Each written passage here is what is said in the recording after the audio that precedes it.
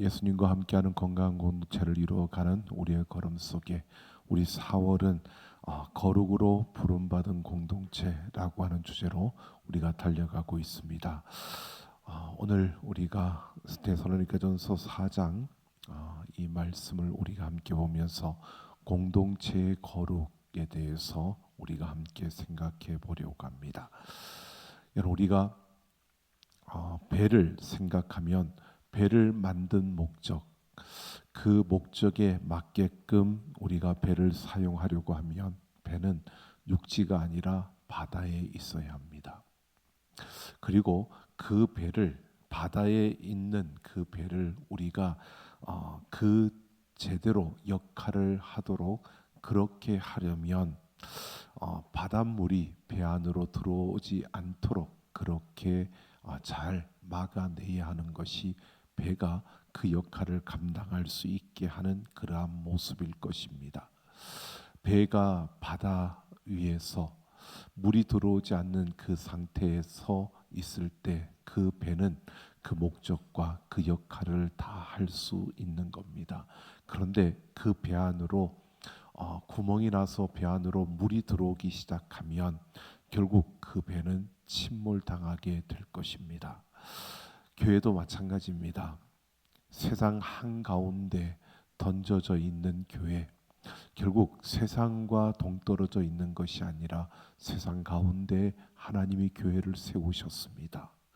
세상 가운데 있는 것이 정상입니다. 그 목적이고 목적대로 교회는 세상에 있어야 하는데 중요한 것은 그 역할을 감당하려면 배에 물이 들어오지 않아야 하는 것처럼 세상의 그 풍조와 인본주의적인 그런 가치관과 그리고 타락한 문화가 교회 공동체 안으로 들어오지 않도록 막아내야 하고, 그것을 방치한다면 결국 교회는 제 역할을 감당하지 못하고 배가 침몰하는 것처럼 그렇게 무너지게 될 것입니다. 오늘 데살로니가 4장 1절부터 8절에서 바울은 무엇보다 이 세상의 거센 파도 속에서 교회가 어떻게 하면 침몰하지 않고 하나님이 기뻐하시는 그러한 모습으로 이 세상 가운데 설 수 있는가라는 것을 우리에게 보여주고 있습니다. 가장 거기에서 말하는 중심적인 그 단어가 바로 거룩입니다. 오늘 1절을 보면 그러므로 우리가 끝으로라고 이렇게 말하고 있습니다. 이 끝으로라고 하는 것은 우리가 보통 결론처럼 느껴지는 그러한 부분입니다. 근데 여기에서는 본 그 단어의 의미는 끝으로가 아니라 정말로라고 하는 것입니다. 그래서 데살로니가 교회 편지를 쓰는 바울이 1장부터 3장까지는 복음의 그 교리와 이론과 논증에 대해서 다루었다면 이제부터는 구체적인 삶에 대해서 이야기를 하겠다라고 이렇게 1절부터 밝히고 있는 겁니다. 바울이 진짜 이야기하고 싶었던 것, 그것은 어떤 이론적인 그러한 것이 아니라 그 이론을 뒷받침하는, 그 이론에 근거하는 구체적인 삶에 대해서 그들에게 이야기하고 싶었던 것입니다.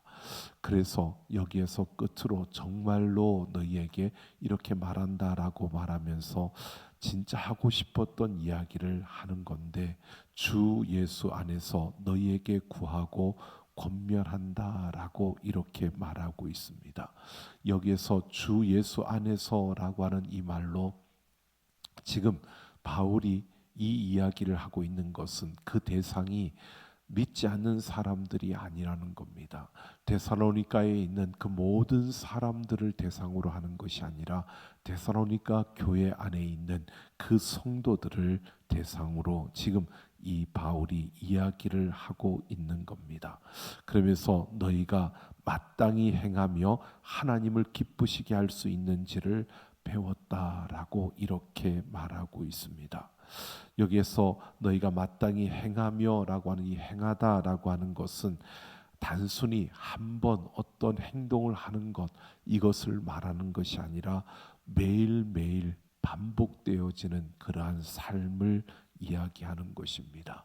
그러니까 그들은 마땅히 매일매일 반복되어지는 그러한 그 삶의 방식, 이것을 그들이 하나님을 기쁘게 할 수, 어떻게 그렇게 살아가는 것이 하나님을 기쁘게 할 수 있는지를 이미 그들이 배웠다라고 이렇게 말하고 있는 겁니다. 이것은 바울이 데살로니가 교인들에게 그들이 하나님을 기쁘시게 하려면 어떤 삶의 방식으로 살아가야 하는지 그들에게 가르쳐 주었다는 겁니다. 어떤 삶의 어떤 교리를 따라서 어떻게 살아야 그것이 하나님을 기쁘시게 하는 것인지 이미 그들에게 가르쳤다는 것입니다.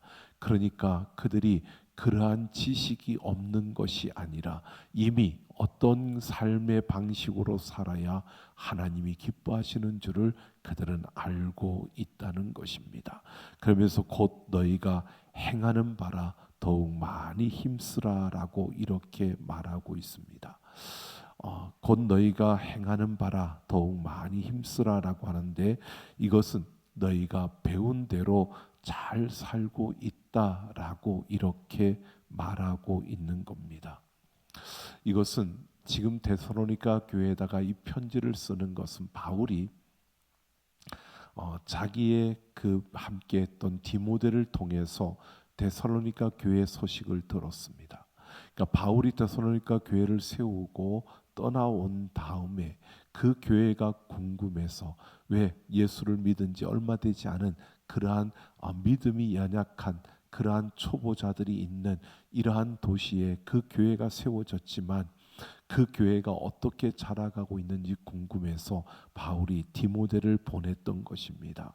이 데살로니가 교회 디모데가 가서 가지고 온 두 가지 소식이 있었는데, 그 하나는 이 교회가 어린 성도들이지만 그러나 이 사도가 전해준 그 복음을 견고하게 잘 붙들고 있다는 소식과, 또 하나는 사랑하고 또 서로 구제하면서 배운 대로 실천하려고 그렇게 애를 쓰는 그러한 성도들의 모습을 디모데가 보고한 것입니다. 그래서 그 소식으로 인하여 바울이 큰 위로와 힘을 얻었습니다.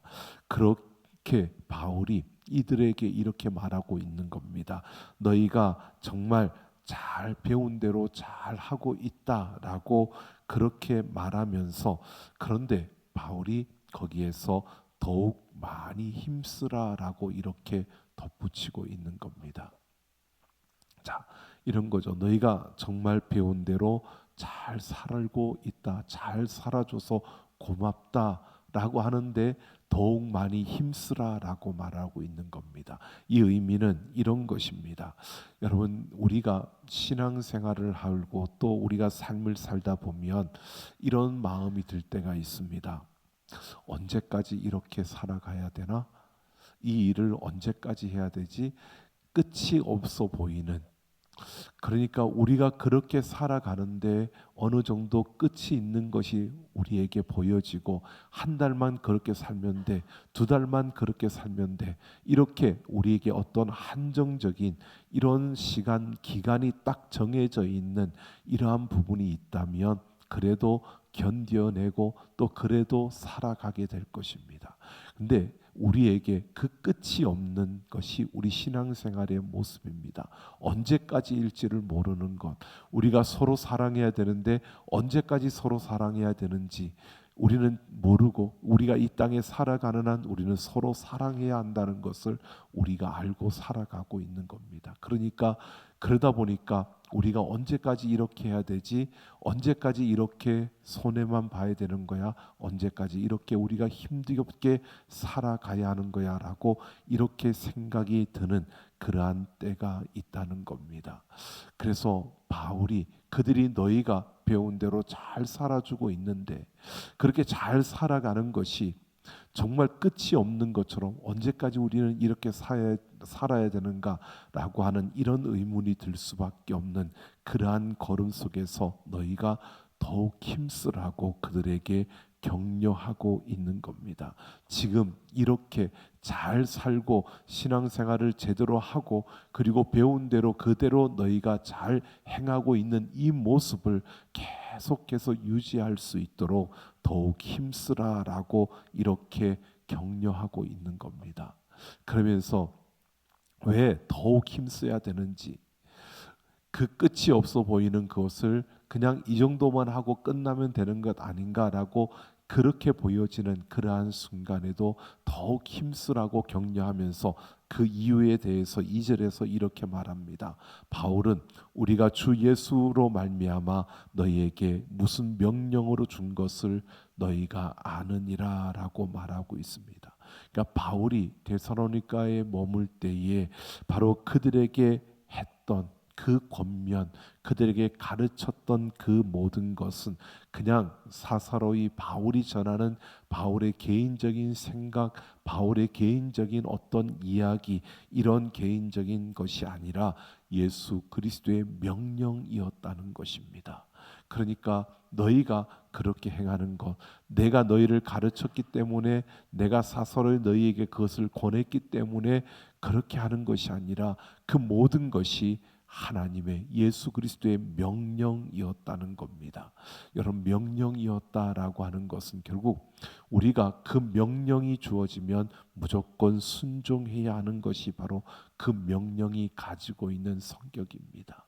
그러니까 데살로니가 성도들이 잘하고 있는데 하나님을 기쁘시게 하는 일에 그들이 잘하고 있는데 그 일을 더욱 힘쓰라라고 이렇게 권면하는 이 바울이 이야기가, 이 모든 것이 예수 그리스도의 명령이기 때문에 우리는 끝까지 그냥 더욱 힘쓰며 달려가는 이러한 걸음을 걸어야 함을 말하고 있는 겁니다.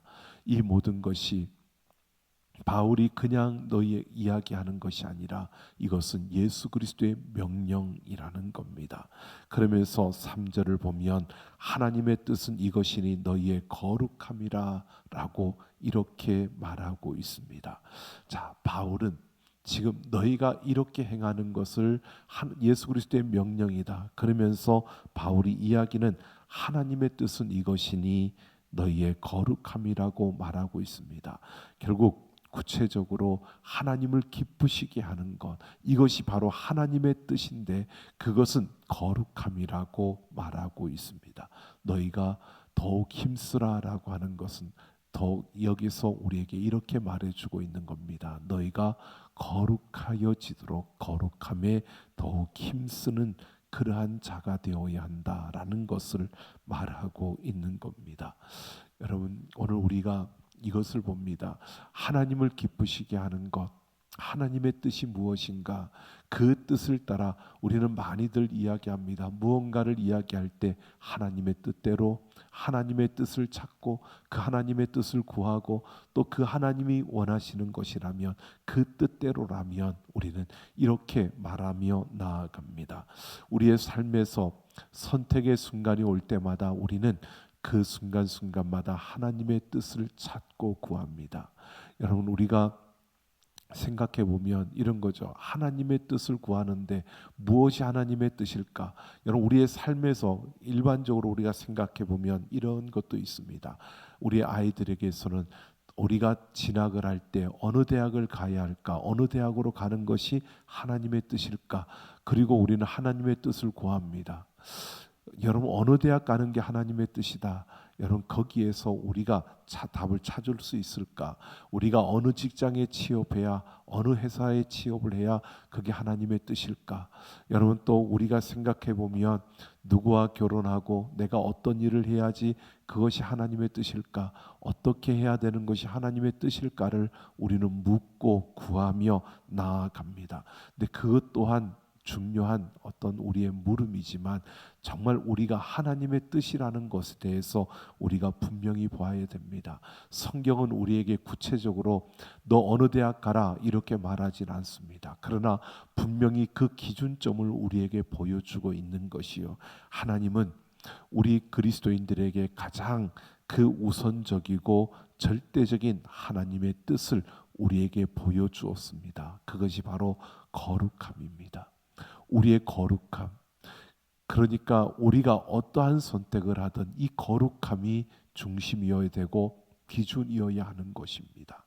그래서 하나님의 뜻이라는 것은 결국 거룩함을 말하고 있는 겁니다.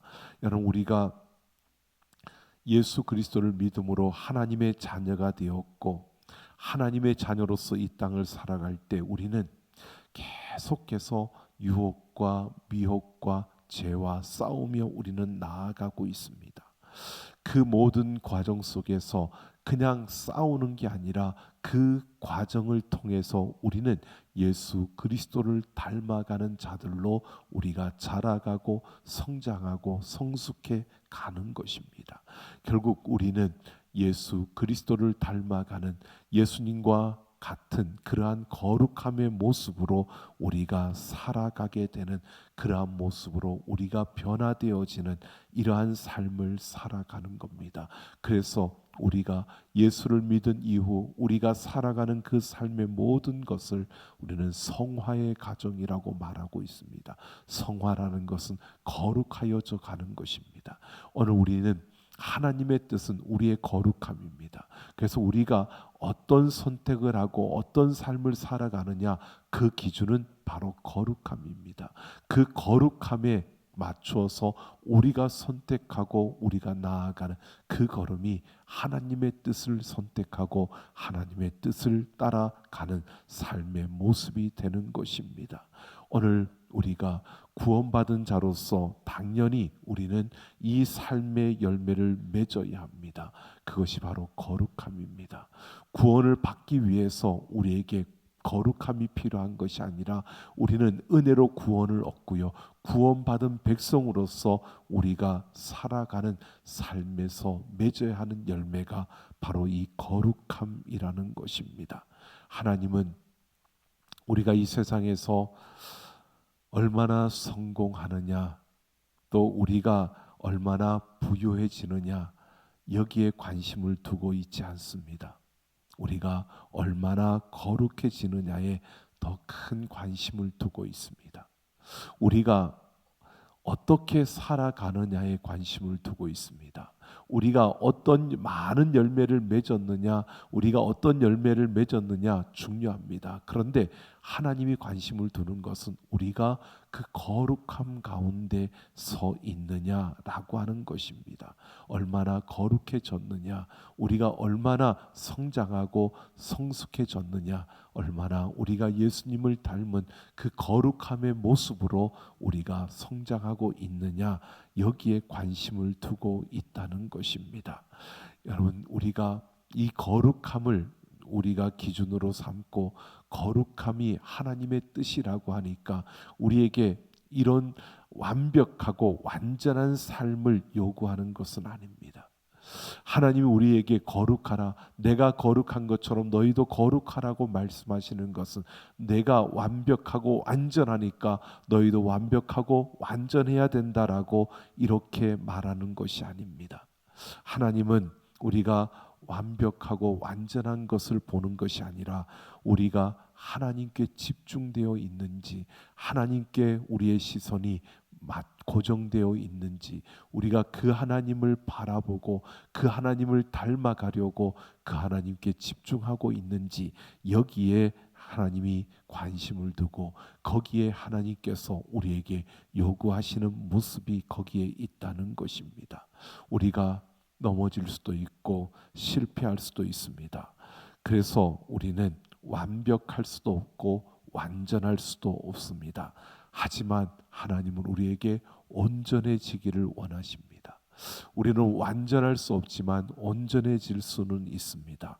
이것은 바로 우리가 잘 아는 누가복음 15장에 나오는 그 탕자의 비유에서 말하고 있는 그 아들이 그 모든 잘못된 삶을 정산하고 아버지께로 돌아와서 그 아버지 품에 안겼을 때 그 아버지는 그 입에 그에게 입 맞추고 그를 옷을 갈아입히고 손에 가락지를 끼우고 발에 신을 신기는, 결국 아들의 그 지위를 회복시켜주는 이 모습을 보여주고 있습니다. 이게 온전해지는 겁니다. 이게 바로 거룩함이라는 것입니다. 거룩해진다는 것은 우리가 완벽하고 완전해진다는 것을 말하는 게 아닙니다. 우리는 여전히 부족하지만 예수 그리스도의 그 의로움으로 옷 입어 우리가 온전하여진다는 것을 말하고 있는 겁니다. 여러분, 거룩이라고 하는 것이 하나님의 속성입니다. 바로 그 하나님께서 이 거룩을 우리가 알고 있는 것처럼 구별되어지는 것을 말하는 겁니다. 세상과 구별되어지는 것. 그래서 그 세상과 완전히 단절되어지는 이러한 모습으로 우리가 보지만 세상과 다른 우리의 모습, 이것은 결국 이 거룩함이라고 하는 것을 무엇을 말하느냐 하면 세상이 아니라 하나님께 맞추어지는 것을 말하는 겁니다. 우리의 시선을 세상에 두는 것이 아니라 온전히 하나님께 두는 것이 거룩함이라는 사실입니다. 그래서 이렇게 보는 거죠. 하나님이 거룩하시다라는 것은 하나님께서 그 시선을 어디에 두고 있느냐? 하나님은 온전한 곳에 그 시선을 두고 계십니다. 하나님은 죄와 함께 할 수 있는 분이 아닙니다. 바로 예수 그리스도로 말미암아 죄 씻음 받은 우리들, 우리가 예수 그리스도 안에 있는 우리를 향하여 온전히 그 모든 것을 바라고 또 그곳을 향하여 서 있는 하나님의 모습을 우리는 볼 수 있습니다. 바로 하나님은 이렇게 거룩이라고 하는 것은요, 이것입니다. 온전히 거기에만 몰두하고 거기에만 집중하는 겁니다. 우리가 이렇게 볼 수 있습니다. 나는 너밖에 몰라라고 하는 의미입니다. 하나님이 거룩하시다는 것은 하나님은 하나님의 자녀들밖에 모르는 겁니다. 하나님의 자녀들만 바라보고 계시는 겁니다. 하나님의 자녀들에게만 향하여 계신 분이 우리 하나님이시다라고 이렇게 말하는 겁니다. 그래서 독생자 예수 그리스도를 내어주신 겁니다. 독생자 예수 그리스도를 내어주실 만큼 우리만 바라고 있고 우리밖에 모르는 그 사랑이 바로 이 거룩함임을 말해주고 있는 겁니다. 그래서 거룩함에 힘쓰라라고 하는 것은 이런 의미입니다. 바울이 거룩함에 더욱 힘쓰라라고 하는 것은 그냥 하나님밖에 모르는 그러한 인생이 되어야 한다는 것입니다. 여러분, 우리에게는 참 많은 것들이 도전되어집니다. 세상을 살아가고 세상에 있기 때문에 다른 것에 흥미가 느껴지고 다른 것에 우리의 마음이 빼앗겨지고 다른 것에 우리의 마음이 가게 되어집니다. 그런데 우리에게 하나님은 하나님밖에 모르는 그러한 인생이 되기를 우리에게 요구하고 있고 거기에 힘을 쓰라고 지금 말하고 있는 겁니다. 오직 예수 그리스도에게만 우리의 시선을 집중하라는 것입니다. 오늘 우리는 그렇게 되기가 참 어려운 연약한 자들입니다. 하나님께만 우리의 시선을 집중해야 되는데 조금만 우리에게 시간이 주어지고 또 우리가 조금만 무언가 모자라게 되면 우리는 그러한 것에 더 신경이 쓰여지고 거기에 우리의 마음이 더 가게 되는 이러한 모습을 보게 됩니다. 오늘 우리는 예수 그리스도에게만 시선을 집중하고 오직 하나님밖에 모르는 그러한 인생이 되기를 예수님의 이름으로 축원합니다. 우리가 다른 것을 구하는 것이 아니라 여러분, 우리가 살아가는데 이 세상의 것이 필요 없다는 것이 아닙니다. 그러나 그보다 우리는 하나님께만 나아가는, 하나님밖에 모르는 그러한 인생이 되어지는 우리의 걸음이 되어야 함을 말하고 있습니다. 그래서 3절 마지막에 곧 음란을 버리고 라고 이렇게 말하고 있습니다. 여러분, 음란이라고 하는 것, 우리는 정상적인 부부 관계 외에 다른 그 관계를 갖는 것에 대해서 말합니다. 근데 이것은 그 시대적인 그 배경을 우리가 보아야 합니다. 고대 로마 제국하의 모든 도시에는, 데살로니가도 포함한 모든 로마가 지배하는 도시에는 신전이 있었습니다. 신전이 있었고 그 신전에는 창기들이 살았습니다. 그 도시의 사람들은 신전에 와서 신과 접촉을 하고 신과의 어떤 교통을 해야 하는데 그 신과의 접촉을 하기 위해서 그 대상이 내가 신과 접촉하는 것을 바로 그들은 신전에 있는 그 창기들과 그런 접촉을 할 때 이것이 신과 접촉하는 것이라고 그렇게 여겼던 겁니다. 그러니까 창기들과 그렇게 접촉하는 이것이 신과 접촉하는 그러한 모습이었기 때문에 그들은 당연히 이렇게 행하는 것이었습니다. 그게 자연스러운 그들의 문화였습니다. 그런데 하나님은 이것이 바로 하나님 이외에 다른 신을 섬기는 그러한 그들의 행위이고 그래서 이것을 우상 숭배로 여기는 것입니다. 즉 하나님께로 집중하고 하나님께 시선을 두지 못하도록 만드는 바로 그들의 그 거룩함을 깨뜨려 버리는 이 음란함을 이야기하고 있는 겁니다. 그래서 이렇게 하나님 이외에 다른 신을 섬기는 이러한 음란한 것이 아니라 오직 하나님께만 마음을 두고 그 하나님께로 향하여서는 그 하나님밖에 모르는 그러한 인생이 되어야 함을 거기 그러한 거룩에 힘쓰는 그러한 자가 되어야 함을 말하고 있는 겁니다. 그래서 각각 거룩함과 존귀함으로 자기의 아내 대할 줄을 알라라고 이렇게 말하고 있습니다. 여러분 이것이 그냥 문자적으로 그냥 부부가 서로 행복하게 서로만 알아야 돼 이걸 말하는 것이 아니라 바울은 여기에서 이런 사실을 말하고 있는 겁니다. 하나님이 남자와 여자를 만드시고 둘이 한 몸이 되라고 하셨습니다. 이렇게 남자와 여자가 만나 부부가 되어 맺어지는 것이 한 가정의 모습이고 이것이 창조의 질서이고 원리입니다. 이 질서와 원리 속에서 하나님이 담아내고 싶은 그림은 바로 예수 그리스도와 교회의 그 모습입니다. 바로 우리는 교회는 예수 그리스도만을 바라봐야 하고 이게 창조의 원리이고 질서라는 겁니다. 남자와 여자가 만나서 한 가정을 이루는 것이 창조의 원리이고 질서인 것처럼 바로 교회와 성도, 바로 교회와 예수 그리스도의 그 관계가 그러하다는 것입니다. 그러니까 하나님의 자녀라면 내가 그리스도인이라면 나는 교회의 한 구성원으로서 예수 그리스도와 나와의 이 관계는 바로 이런 창조의 질서의 그 원리에 따라서 그 한 부부 남자와 여자가 만나 한 가정을 이룬 이러한 모습이라는 겁니다. 결국 한 가정을 이루었다는 것은 둘이 한 몸이라는 것은요. 그 상대만 바라보고 그 상대만을 온전히 바라는 이러한 모습으로 살아가는 것입니다. 결국 교회와 그리스도는 이런 관계라는 것을 말해주고 있는 겁니다. 교회는 오직 그리스도만을 바라봐야 하고 그리스도만을 온전히 사랑하고 그리스도만을 닮아가는 이 모습이어야 하는 것을 말해주고 있는 겁니다. 뿐만 아니라 여러분 연약할지라도 바로 그 주님 품에 안기면 그 시선을 주님께만 두면 그것은 바로 거룩임을 우리에게 말해주고 있는 겁니다.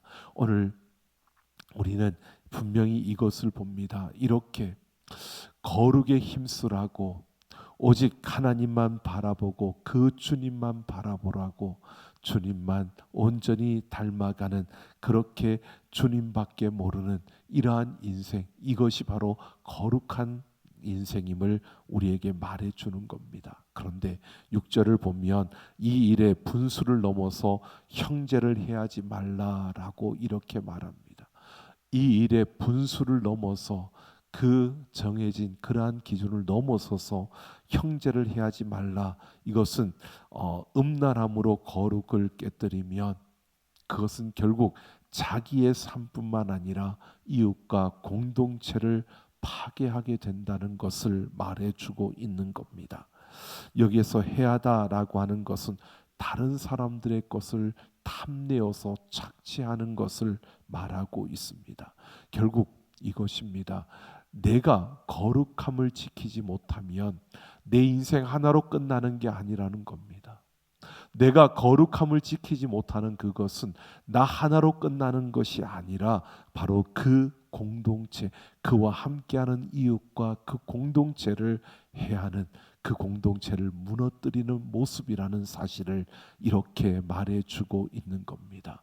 오늘 공동체는 하나님의 그 은혜 안에서 신뢰로 묶여져 있고, 우리는 예수 그리스도 안에서 하나된 공동체로 세워진 자들입니다. 결국 내가 거룩함을 지키지 못하면, 나 한 사람이 그 거룩함을 쉽게 여기고 우습게 여기고 그것을 해하게 된다면, 그것은 결국 내 인생 하나만을 끝내는 것이 아니라 그 공동체를 해하게 되는 것임을 말하고 있는 겁니다. 공동체를 더럽히는 그러한 영적인 폭력이 된다는 것입니다. 그러므로 7절에서 하나님이 우리를 부르심은 거룩하게 하심이라고 말하고 있는 겁니다. 그래서 하나님이 우리를 거룩하게 하시기 위해서 부르셨다는 겁니다. 이 거룩함을 우리의 가장 우선순위에 두고 이것을 더욱 힘쓰는 그러한 삶을 살아야 하는 것, 그것은 내 인생뿐만 아니라 공동체의 그 거룩함을 무너뜨리는, 그러한 내가 무너지는 것은 결국 영적인 폭력을 가하는 것임을 말해주고 있는 겁니다. 그러면서 우리가 거룩함을 포기하고 세상의 음란과 타협하는 것, 이것은 우리를 향한 율법이나 도덕을 어겼다, 이것이 아니라 이건 더 넘어서 바로 이렇게 말하고 있습니다. 내 안에 거하시는 성령님을 근심하게 하고 하나님을 저버리는 행위라고 말하고 있는 겁니다. 결국 여러분, 이것은 거룩함을 포기하는 것은 내 인생만 끝나는 것이 아니라 공동체를 무너뜨리는 영적인 폭력을 가하는 것이고, 그것은 더 나아가서 바로 내 안에 계시는 성령님을 근심하게 하는 거고, 그것은 하나님을 저버리는 것이다 라고 이렇게 말하고 있는 겁니다. 여러분, 오늘 우리는 이것을 보게 됩니다. 나의 거룩이 곧 공동체의 거룩입니다. 우리는 이것을 너무나 쉽게 가볍게 여기며 살아갑니다. 나 하나쯤이야, 나 하나쯤이야 라고 생각을 합니다. 아니요, 나 하나쯤이 아니라 나로 인하여, 그런 나로 인하여서 나와 함께하는 공동체가 위태로워지고, 또 나와 함께하는 그 공동체가 그만큼 위기 속에 떨어질 수밖에 없는 영적인 폭력을 가하고 있는 그런 내가 되고 만다는 것입니다. 오늘 우리는 분명히 이것을 보아야 합니다. 나 하나가 아닙니다. 여러분, 창세기 39장에 보면 요셉이 종으로 보디발의 집으로 팔려갑니다. 그리고 그곳에서 그가 종살이를 하는데, 그 하나님이 그와 함께 하심으로, 형통하게 하심으로 그가 인정을 받습니다. 하지만 그 보디발의 아내가 그를 유혹했을 때 요셉이 그를 거절합니다. 그랬을 때 요셉이 거절하는 그 모습을 보면 이렇게 말합니다. 내가 어찌 큰 악을 행하여 하나님께 죄를 지으리까 라고 그렇게 그가 말하고 있습니다. 여러분, 요셉은 내가 그렇게 행하는 것, 나 개인의 일탈로 보는 것이 아니었습니다. 하나님 앞에 큰 악을 행하는 것으로 보았던 겁니다. 근데 하나님 앞에 큰 악을 행하는 것으로 여겼던 이 요셉, 결국 억울하게 옥에 갇히게 되고, 그러면서 그 과정 속에서 왜 그런 아픔들이, 또 왜 그런 일들이 주어지는지를 몰랐습니다. 근데 나중에 그가 총리가 되고 그 형들이 그 앞에 찾아왔을 때 그는 깨달았습니다. 보았습니다. 하나님이 생명을 구원하시려고 당신들보다 나를 먼저 보내셨다는 사실을 그가 보았고 깨달았고 그것을 고백합니다. 여러분, 보십시오. 요셉 하나를 위해서가 아닙니다. 요셉의 그 가문을 위해서, 그 공동체를 위해서 요셉을 구별하였던 것입니다. 요셉 한 사람의 거룩함이 아니라 여러분 그 공동체의 거룩함이었습니다. 요셉 한 사람이 그 거룩함을 지켜내므로 바로 그 공동체가 살 수 있었고, 요셉을 통해서 수많은 나라들이 그 흉년을 이겨낼 수 있는 그러한 시간들을 가질 수 있었던 겁니다. 오늘 우리는 분명히 이것을 보게 됩니다. 예수 그리스도로 말미암아 우리는 하나님의 자녀가 되었고, 우리는 그 거룩함 가운데 서게 된 자들입니다. 몸된 교회를 구성하고 있습니다. 예수 그리스도와 몸된 교회, 우리는 그 관계 속에서 이 땅을 살아가고 있습니다. 우리가 더욱 힘써야 될 것은 바로 이 거룩함을 지켜가는 것입니다.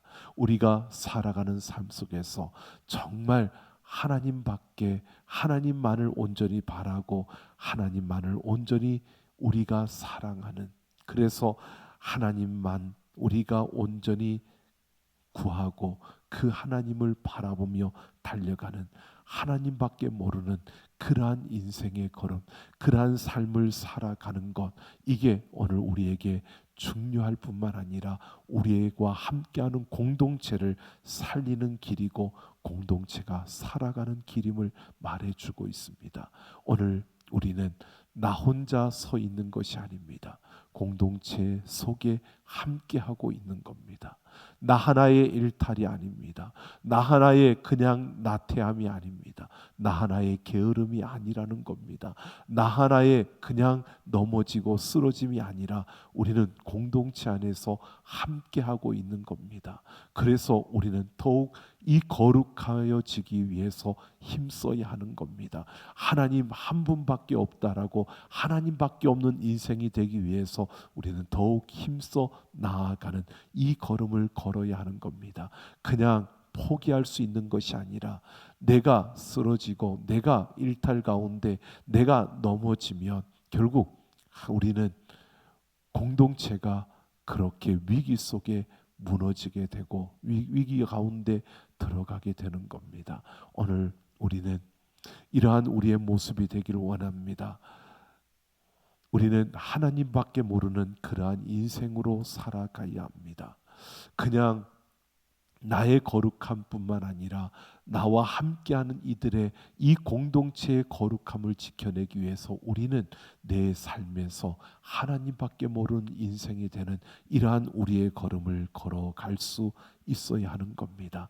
내 삶의 모든 순간마다 하나님께 집중하며 하나님밖에 모르는 그 하나님께 시선을 두고 달려가는 우리의 걸음, 내 감정에 따르지 마시고요, 우리의 어떤 이익에 따르지 말고요, 사람들의 어떤 생각에 따라가는 것이 아니라 정말 우리가 있어야 할 그 자리, 우리가 가야 할 그곳, 우리가 서야 할 그 자리가 어디인가를 우리는 놓쳐서는 안 될 것이고, 이 거룩함을 통하여서 하나님이 우리를 세우신 그 공동체 속에서 여러분 그 공동체가 더욱더 거룩하여질 수 있는, 나로 인하여 공동체가 거룩하여지는, 내가 하나님밖에 모르는 그 인생으로 살아감으로 우리의 공동체를 더 거룩하게 만들어갈 수 있는 우리 모두가 되기를 예수님의 이름으로 축원합니다.